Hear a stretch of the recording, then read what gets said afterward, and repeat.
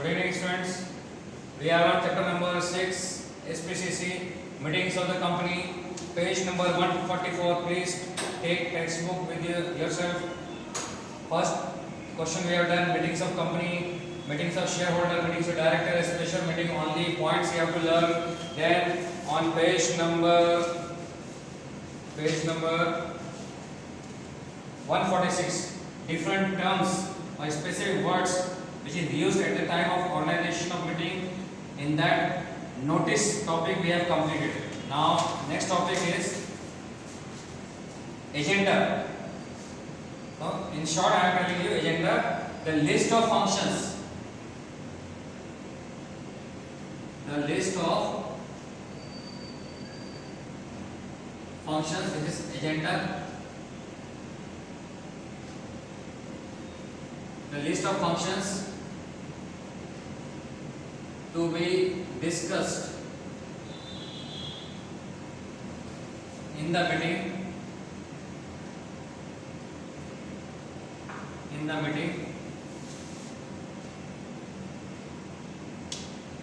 Is called agenda. The list of functions which is going to be discussed in the meeting is called agenda. Now objectives. What is the objective of agenda? The company sends notice to the members for a meeting along with agenda, so that now from here the objective starts, so that members are aware of what the purpose of the meeting is. First point, these objectives you can convert into points also. Objectives. First,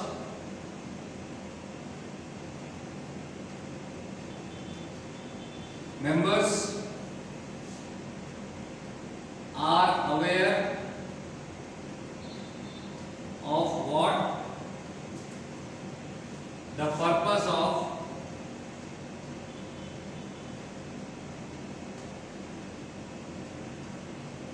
meeting is. Second point, members can discuss their opinion. The members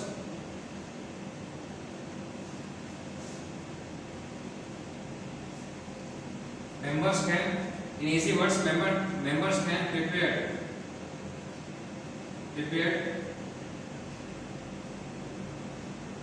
themselves in advance.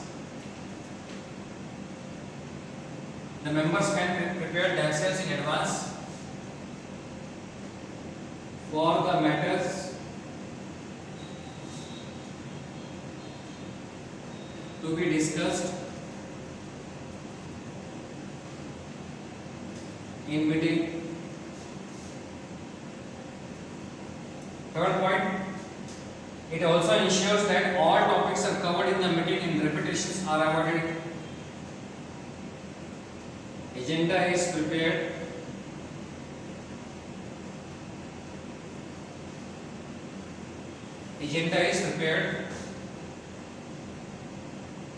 In order to avoid repetition. Now what is the meaning of third point?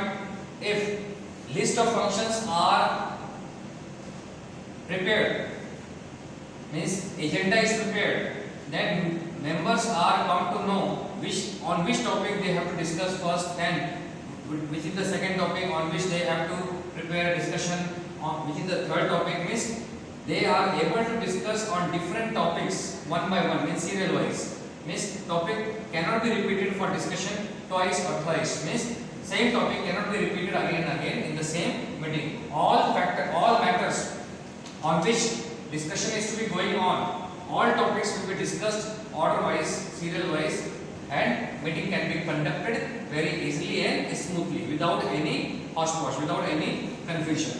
So these are the objectives of agenda. A very short question. First of all, definition.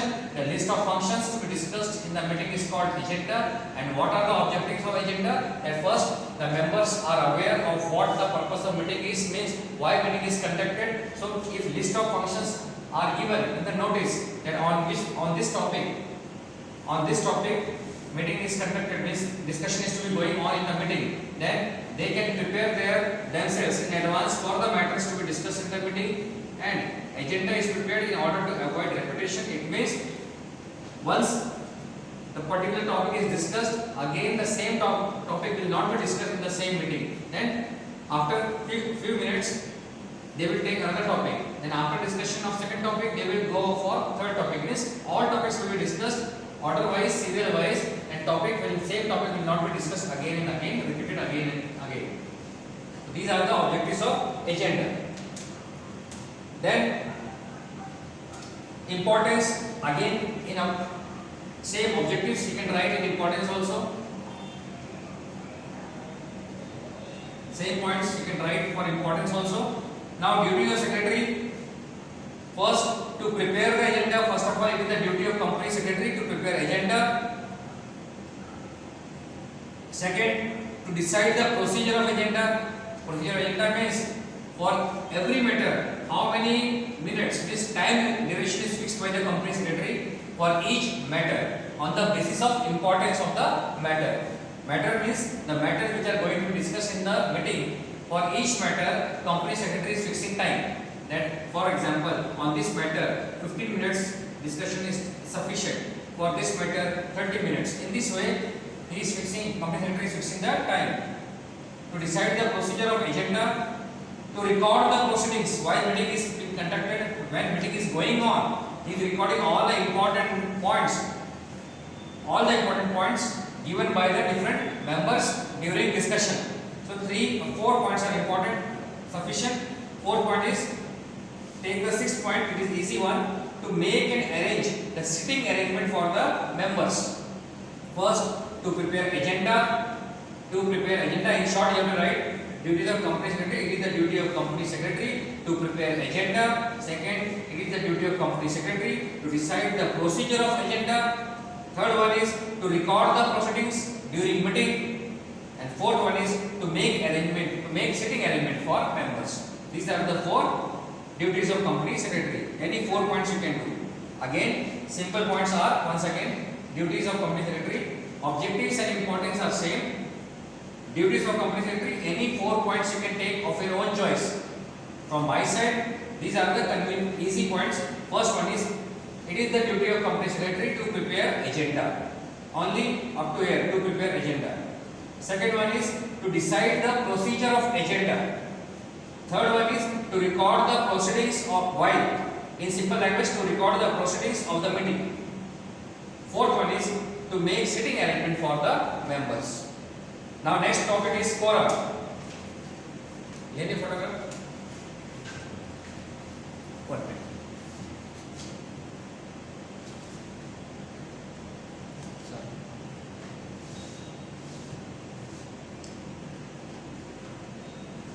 Now third one is quorum. Quorum means minimum number of members required to present in the meeting is called quorum.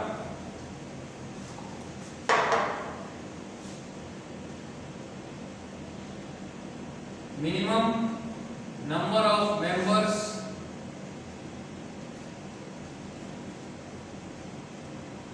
required to be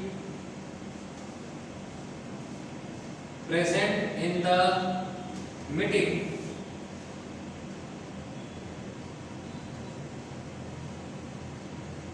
is called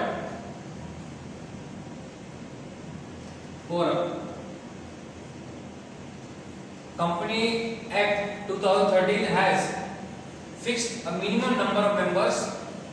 With the presence of those members, meeting can be conducted, meeting can be proceeded. That minimum numbers specified by Companies Act 2013 is called quorum. बहुत सारे members होते हैं. It is not possible for all members to present in the meeting. So how, whether meeting should be conducted, proceeded or not? That's why even 4 members, 5 members, 10 members are present, whether meeting should be conducted or not. That's why sometimes what happens, total there are 1000 members in a company, but all thousands are not attending the meeting. Suppose 700 members are attending the meeting. So whether meeting should be conducted or not. Sometimes what happens, hardly 4 to 5 members are attending the meeting. whether meeting should be conducted or not. So in this way, meeting will be delayed if minimum number of members are not present. That's why company has specified a minimum number of members for different types of companies. For example, total there are three types of companies: public company, private company, and single person company, means one person company. So far as single person company is concerned, provisions of quorum is not applicable in case of single person company, because here single person is there who is managing, administrating, controlling, supervising the whole activities of the company. That's why the provision of quorum is not applicable.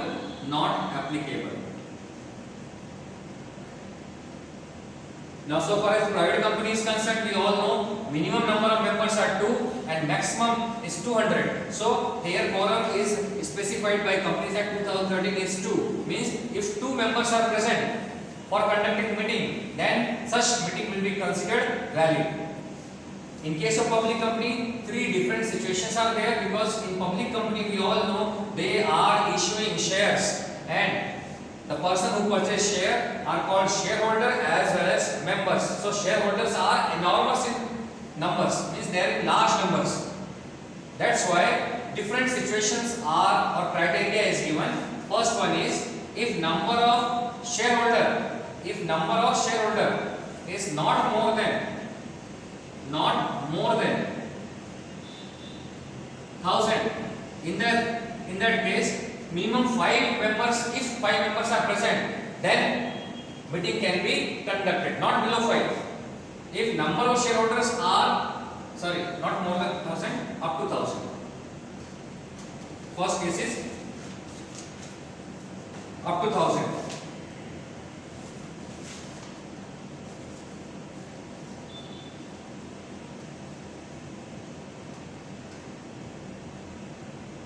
Less than 1000. Then quorum is considered as 5. If more than 1000, up to 5000, then quorum is considered 15. Means if 15 members are not below 15, if 15 members, at least 15 members are present in the meeting, then they can proceed the process of meeting. And if number of shareholders are more than 5000, in that case 30 is considered as quorum. In case of public company, the 3 different criteria is there. If number of shareholders are up to 1000, means less than 1000, in that case quorum will be considered 5. If number of shareholders are more than 1000, means 1001 up to 5000, then quorum is considered 15. And if number of shareholders are more than 5000, in that case quorum is considered 30. Means at least 30 members are present in the meeting, they can conduct the proceedings of the meeting. But here another important point, suppose we are taking first example, less than 1000. If number of shareholders are less than 1000, in that case what is the quorum? 5. But suppose on the day of meeting only 4 members are present. Only 4 members are present in the meeting. But according to Companies Act, quorum is 5 for this criteria, for this condition. So on this day meeting cannot be conducted, means meeting is to be cancelled, and it will be postponed, adjourned on some other day. Now on this day, means on the day of adjourned meeting, again if 4 persons are present or 3 persons are present, means below the quorum, in that case after 30 minutes of the time of meeting, if 5 members or more than 5 members are not present in the meeting, then whatever number of members are present there, 2, 3, 4, whatever number of members are present in the meeting, they can conduct the meeting, means meeting will be considered valid. And whatever decisions are taken by these 3 or 4 members in the meeting, that will be acceptable to all 1000 shareholders. This is all about quorum. Once again, according to textbook, the presence of minimum number of members for a meeting is required for the legal validation of the meeting. The specified number of members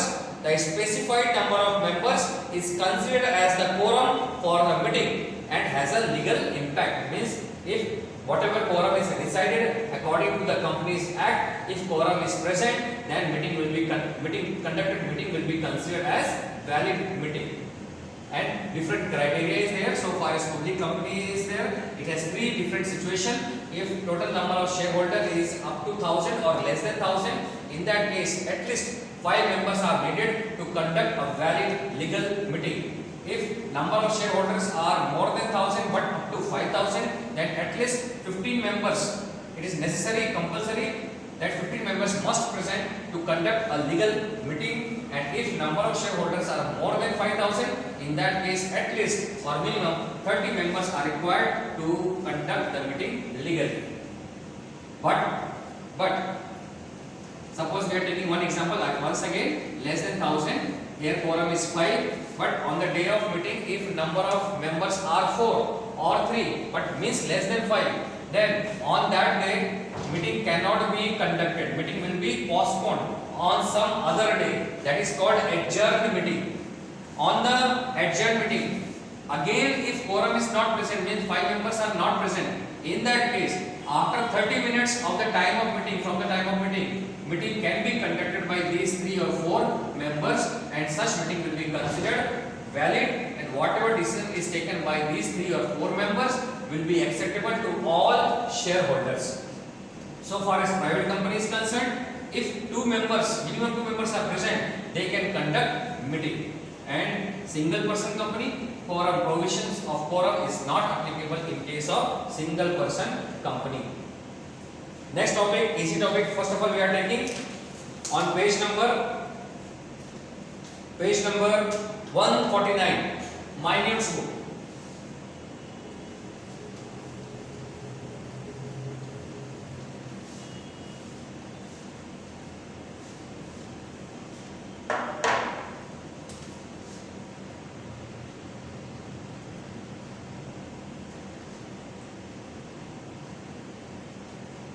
Minutes book means writing of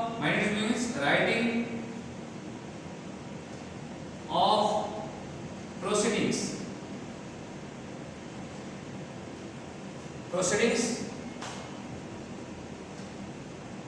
decisions in a proper and systematic manner. So writing of proceedings means whatever is going on in the meeting, that will be recorded properly and in a systematic manner in a separate book. That book is called minutes book. And who is recording all these proceedings in minutes book? This is the duty of company secretary.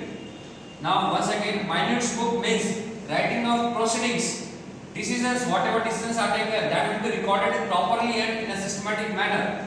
According to the company's law, companies have to keep and maintain the details of every type of meeting. Whatever meeting is conducted by the company in a year, the proceedings of the meeting will be recorded properly in a systematic manner in a separate book. Either it is the meeting of general meeting, special meeting, whatever meeting is taken by the company in a year, the proceedings of the all meetings will be recorded in a separate book. That separate book is called minutes book.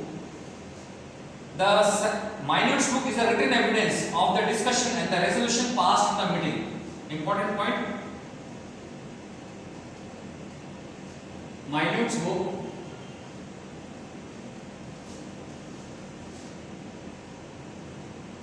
is a written document,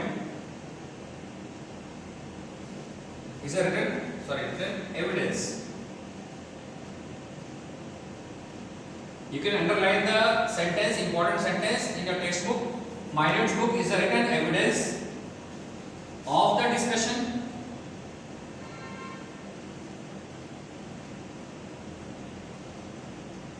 and the resolution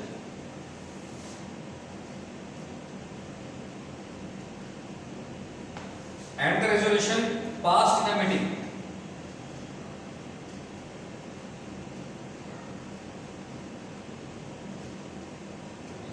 passed in a meeting. Now objectives.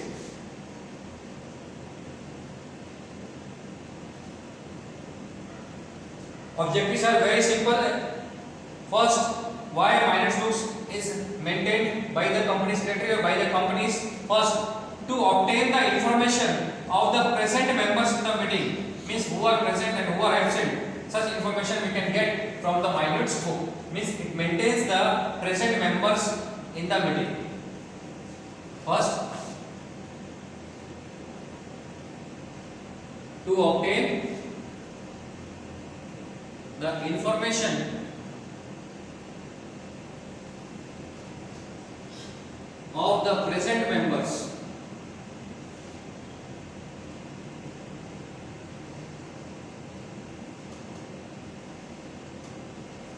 in the meeting. Second point, to obtain the information regarding the proposal, discussion, decisions and resolution passed during the meeting, means what type of proposals are given by the different members, what kind of discussion and how discussion is gone in the meeting, what type of decisions are taken by the members and what resolution is passed by the members in the meeting. Such type of things, informations are recorded in the book. To obtain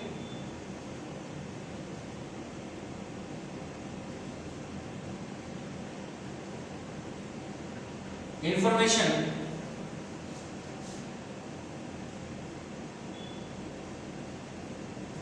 regarding the proposals, decisions, discussions,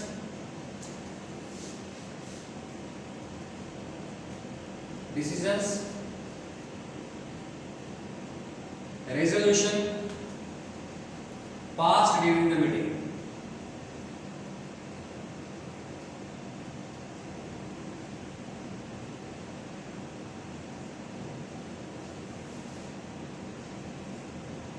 Third point, it is a written evidence for future reference. Written evidence for future references. What is the meaning of written evidence for future references? We have seen in Parliament when members of Parliament are discussing on a particular matter, they have written papers along with them. What is that? They are preparing points in order to make their discussion healthy. They are bringing important points regarding that matters. Plus, along with the important points, they are bringing past preferences, past text or past points which were given by different parties in their meeting. They are bringing the copy of those points which have been spoken by opposition party, and then they are putting their points in the present meeting. Means the past discussion, past important points which were spoken by different members, the present members can take the help of those past references in their discussion. So written evidence, because all these things are recorded in the minutes books, so we can take out those written evidence as a reference in the present meeting. Fourth, it highlights the presentation of the chairman, how chairman is handling the meeting in a proper way or not, whether chairman is able to handle the situation of the meeting, whether proceedings of the meeting going on in a peaceful manner or not. That's why such minutes book is giving information about the performance of chairman also. It highlights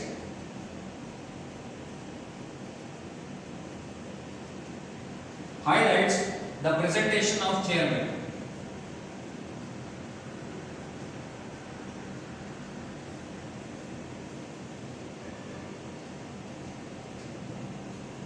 These are the objectives of minutes book. Now what is included in minutes book? First, date, time, and venue of the meeting. Means date, time, and venue means place of the meeting is mentioned in the minutes book. Second, name and designation of the directors, members who remain present at the meeting. Whether directors, if directors meeting is there, then name of the directors are mentioned in the minutes book who are present in the meeting. Or if it is shareholders meeting, the name of the shareholders who are present in the meeting, their name will be mentioned in minutes book. Third point, appointment of any officer in the meeting. If any separate officer is required to present in the meeting, and if he is present, his name is also mentioned in the minutes book that this person is appointed to attend meeting. Fourth, name of the members who had supported the resolution passed during the meeting. The members who are in favor of the resolution, their name will be mentioned, and those who are opposed, means who are against the resolution, their name is also mentioned. That is separate point. Fifth point, name of the members who have opposed the resolution in the meeting, their name is also mentioned in the minutes book. So the 5 points are enough. In this way, minutes book is completed. So once again, minutes book, writing of the proceedings, decision, discussion in a proper and systematic manner. When it is recorded in any particular book, that particular book is called minutes book. Minute books is a written evidence of the discussion and the resolution passed in the meeting. What is the objectives of minutes book? To obtain information about the present members in the meeting. Then second, to obtain information about the proposals, discussions, decisions, resolution taken during the meeting. And written evidence, it is used as a written evidence for future references, and it highlights the presentation of chairman. Now what is included in minutes book? Once again, day, time, type and venue of the meetings. Name and designation, means designation is position, whether it is shareholder or director or managing director. The name and designation of the directors or members who remain present in the meeting. Third point, the appointment of any officer. Instead of third point, you can write fourth and fifth point. The name of the members who are in favor of the proposal, means resolution, and name of the members who have opposed the resolution in the meeting. So minutes book is completed. Next topic, voting. A small topic.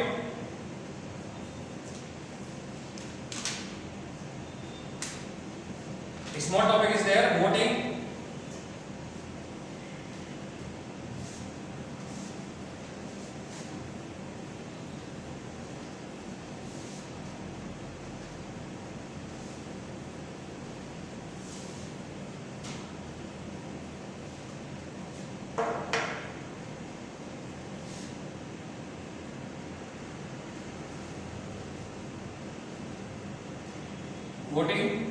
Voting is a process.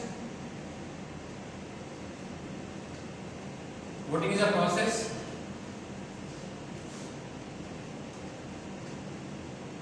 which is conducted to know the opinion of the members. To know the opinion of the members, whether they are in favor or against the decision taken in the meeting.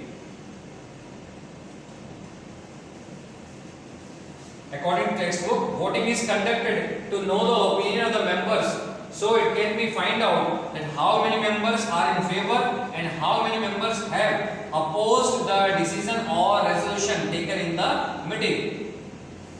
Now, there are different methods to cast vote by the members.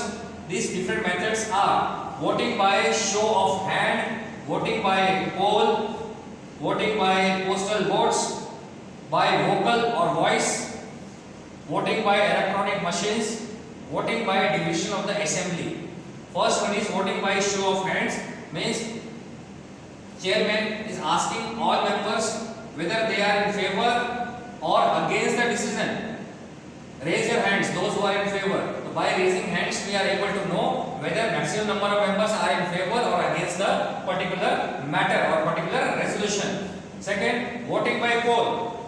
In voting by poll, in a piece of paper, every member has to write whether they are in favor or against. If they are in favor, they have to write yes, or if they are against, they have to write no in a piece of paper, and that piece of paper they need to deposit or submit in a box that is called ballot box secretly. That is called voting by poll. Third one is voting by postal votes. Means list of questions are sent to different members through post, and then they are answering and submitting all that paper to the company within the specified time period through postal services. This is called voting by postal votes. Voting by vocal or voice means if you are in favor of a particular resolution, say yes. So if the voice of yes is in loud way in that particular meeting, then it is considered that maximum members are in favor of that particular decision. Next one is voting by electronic machine. We all know electronic machines are used in election. In the same way, in companies also electronic machines are used for voting process. And voting by division of the assembly, whatever number of members are present in the meeting, chairman is asking if those who are in favor of particular decision, please come this side, right side, or those who are against the decision, please come left side. In this way, the number of members who are standing on the means maximum number of members who are standing in a particular side, that decision will be considered as final. Now, next topic, restrictions on voting right. The same means members who cannot exercise their power to cast vote.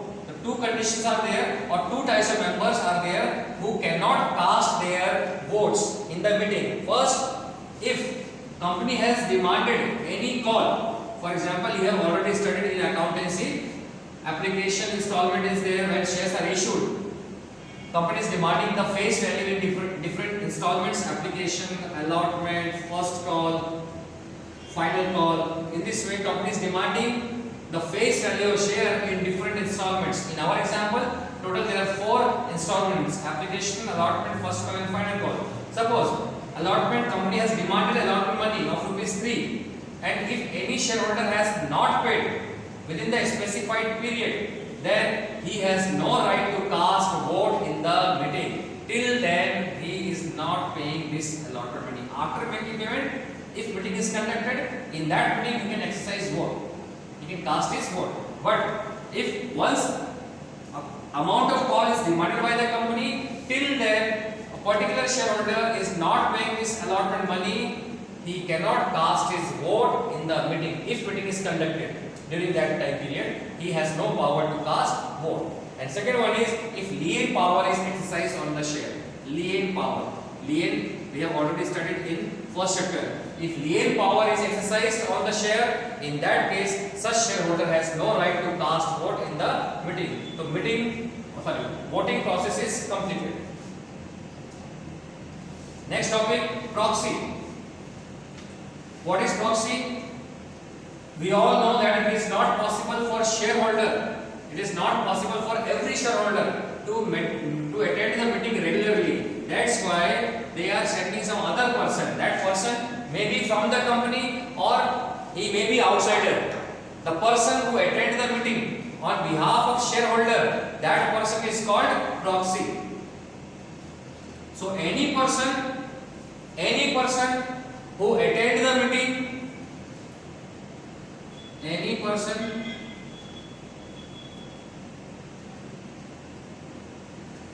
who attend the meeting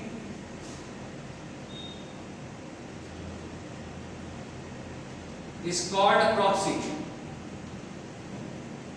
Now, what are the provisions or rules regarding proxy?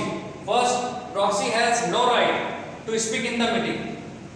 While meeting is going on, proxy has no right to speak anything in the meeting. But if voting process is going on, he can cast his vote only by voting by poll. Voting by poll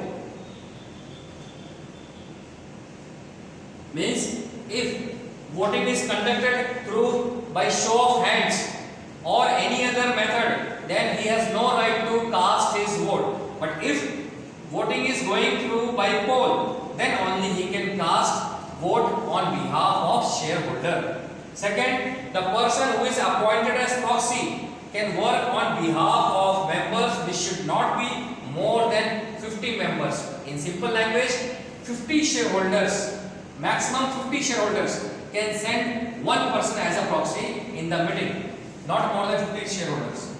Third one is shareholder has to appoint a proxy at least 48 hours before the time of meeting. If he wants to, if any shareholder or group of shareholder wants to appoint a proxy in order to attend the meeting, then they need to submit the application form at least 48 hours before the time of meeting.